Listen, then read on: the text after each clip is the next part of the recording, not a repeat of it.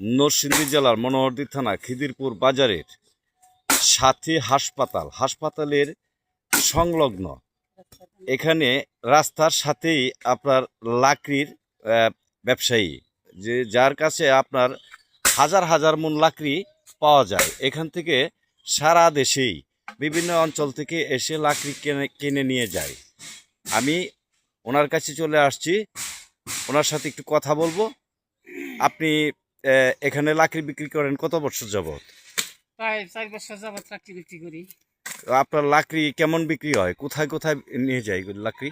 লাকড়ি এমে দায়ে লোহা জড়িতে, এমে দায়ে বর্ষা পাততে, আর এমে দায়ে চালাক চাতে, আর এমে দায়ে শরীফপুরে মুরাতে, আর এমে দায়ে মন্তলাতে, ঘুরে চতুর্দিক দই বিক্রি হয়।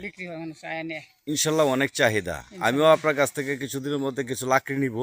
হ্যাঁ, আপনার লাকড়ি সবাই পছন্দ করে। এবং কি গাছের লাকড়িগুলি এগুলি? এই যে আজকে যে লাঠিগুলো ফাটাচ্ছি দিল সব লেসু গাছের লাকড়ি। আচ্ছা আচ্ছা আচ্ছা আচ্ছা।